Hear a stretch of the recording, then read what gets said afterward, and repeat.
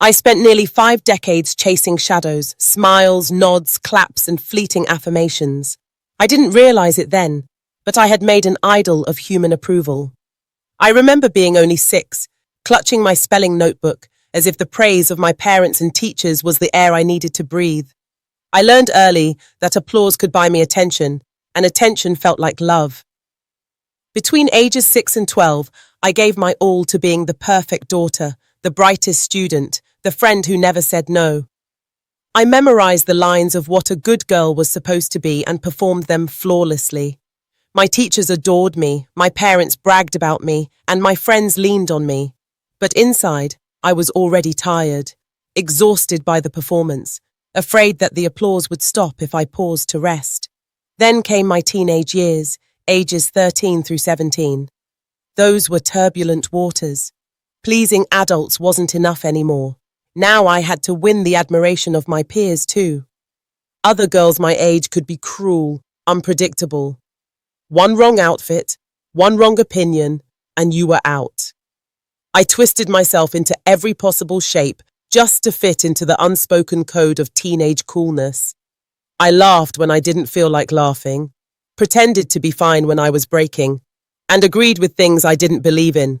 Sometimes I succeeded, sometimes I didn't. Either way, I never truly belonged. In my 20s and early 30s, I upped the ante.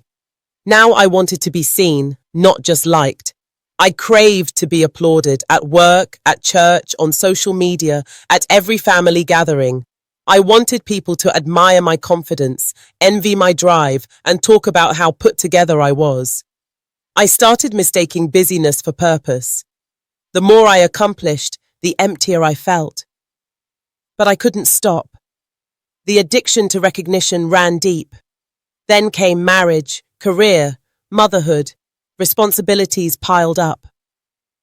From 33 to 49, my mission shifted.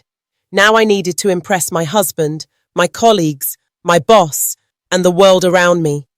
I kept a spotless house, juggled parenting like a circus act, and stayed late at work just to earn my boss's rare smile. My husband barely noticed anymore, but I kept trying. If I could just be the most dependable, the most loving, the most helpful, maybe then he would see me, really see me. But people are the most fickle creatures to please. Their applause is brief, their affections are conditional, their loyalties shift with the wind. I spent my life giving everything, hoping someone, anyone, would say, "You're enough." But all I received were polite thanks, temporary admiration, and more expectations. And then, the year I turned 50, I broke. It was a quiet kind of breaking, not the dramatic kind you see in movies, just a slow, bitter realization. I had spent almost 50 years trying to do the impossible, pleasing everyone, impressing everyone, carrying the emotional weight of everyone's happiness but my own.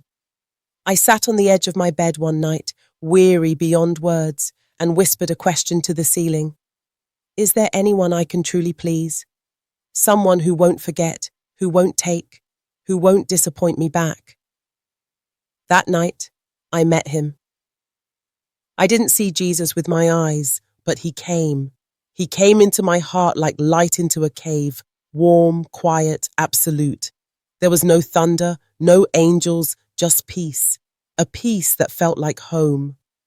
He didn't scold me for my years of idolatry. He didn't mock my foolishness. He didn't ask for anything. He just loved me. He showed me that I had made people my gods, that I had starved myself of joy trying to earn love that could never be permanent. He showed me every disappointment, every betrayal, every silent wound from my past, not to shame me, but to heal me. I wept, not because I was sad, but because I was free. That night, I gave him the rest of my life. Now I live to please only one. I still love people, oh yes. I serve them, forgive them, and cherish many of them. But I no longer chase their applause. I no longer beg for crumbs of validation. I walk through life with my eyes on Jesus, and through him, I see everyone else more clearly. I am no longer the girl who needed to be noticed. I am the woman who is known by God. And in that knowing, I've found the only approval that matters, the only applause that doesn't fade. Lesson: never waste your life trying to impress everyone. People are fragile, shifting mirrors. Only Jesus sees you, knows you, and loves you fully. Give him your heart, and he'll give you the peace and approval you've been searching for all your life. Call to action. If this story moved you, share it with someone still chasing applause. Like, subscribe, and join us for more stories of freedom, faith, and healing in Jesus.